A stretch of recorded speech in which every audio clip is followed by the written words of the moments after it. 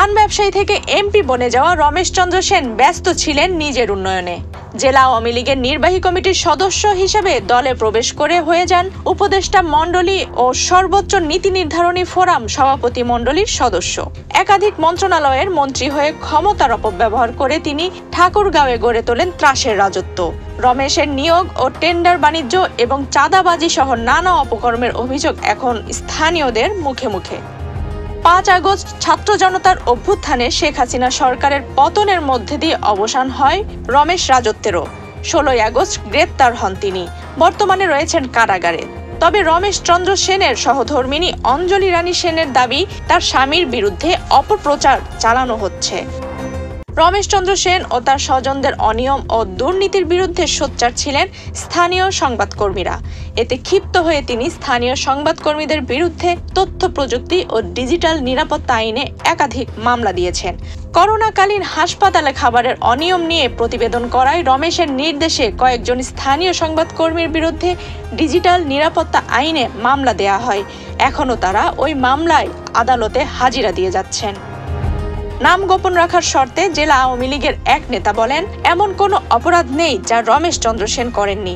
নিয়োগ বাণিজ্য, টেন্ডার বাণিজ্য এবং চাঁদাবাজির গডফাদার ছিলেন তিনি। তার নির্দেশে এসব বাস্তবায়ন করত তারই অনুসারীরা। অনুসন্ধানে জানা যায়, জেলায় ত্রাসের রাজত্ব গড়েন রমেশ চন্দ্র সেন ও তার স্বজনরা। রমেশের ভাতিজা রুহিয়া থানা আওয়ামী লীগের সভাপতি পার্থ সারথী সেন টেন্ডার বাণিজ্যের সঙ্গে যুক্ত ছিলেন। রমেশ ও পার্থ মিলে গড়ে তোলেন সেন গ্রুপ নামে একটি কোম্পানি।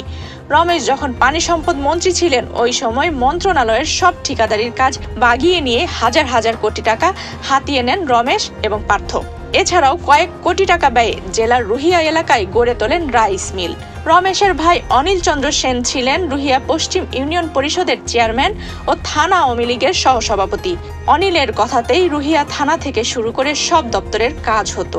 বিরুদ্ধে গেলে করা হতো মামলা, হামলা, হয়রানি। রমেশের আরেক ঘনিষ্ঠজন মুক্তা রানী, যার নিয়ন্ত্রণে ছিল জেলার ২৫০ শয্যা বিশিষ্ট জেনারেল হাসপাতাল। রোগীদের খাবার ও ওষুধ সরবরাহ করত মুক্তা রানীর ভাতিজা। হাসপাতালে স্থানীয় ব্যবস্থাপনায় লোকবল নিয়োগ ও সরকারি নিয়োগে হস্তক্ষেপ ছিল তার।